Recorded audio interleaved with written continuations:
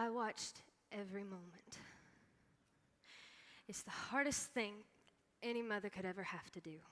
But if through those swollen, blackened eyes he looked down from that cross, darkened by this shadow of an awful crucifixion, I wanted to make sure he saw the face of at least one person there who loved him. And he did. I almost broke down, but he did. His eyes met mine. Those eyes that would look up at me from that hay-filled manger. The eyes that welled up with tears when I cleaned his skinned elbow. The eyes that read the scrolls in the synagogue. That looked over the city of Jerusalem and wept. The eyes that saw every need, every wound, every hurt, every sinful soul. But he refused to look away. And you know, as a kid, I always knew he was meant for a purpose. I mean, when you're visited by an angel, a mother should know that this child she's carrying is going to be something more. When shepherds come and they kneel at this makeshift cradle, a mother should know that her child's life isn't going to be ordinary.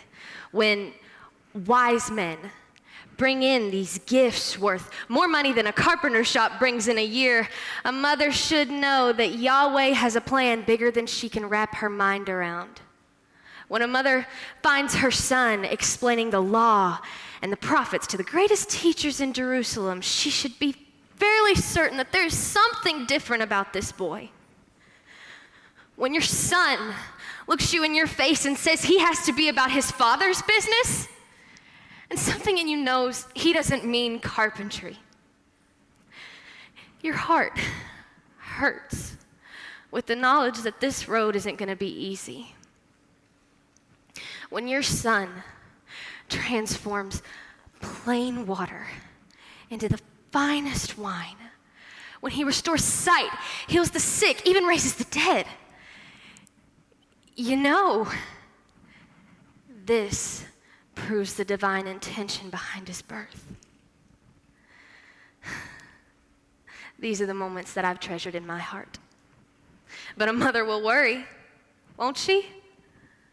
And I have. The more attention he drew to himself, the more authorities threatened and whispered, the more I just wished he'd come back home to the shop and make a simple living. He's actually a really good carpenter.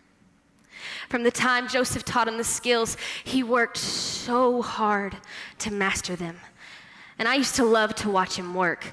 He'd be pounding and sawing, sanding tables, chairs, bowls, ladles. And then, when each one matched this plan that he had sketched out on parchment, he would wipe away the dust, step back, spread his arms, and say these three simple words. 3 words that were this declaration of completion. And I heard him say those 3 words again today.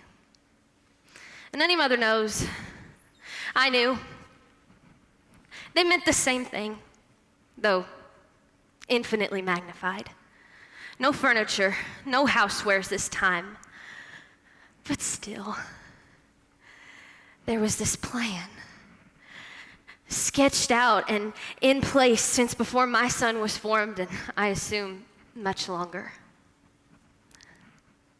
Today, on that cross, with his arms spread, I'm almost certain that I saw on his bruised, wounded, blood-covered face, beyond belief, a smile. And I knew before he said them the words that would come next. It is finished. But a mother knows things. It is finished, yes, without a doubt. But it isn't over.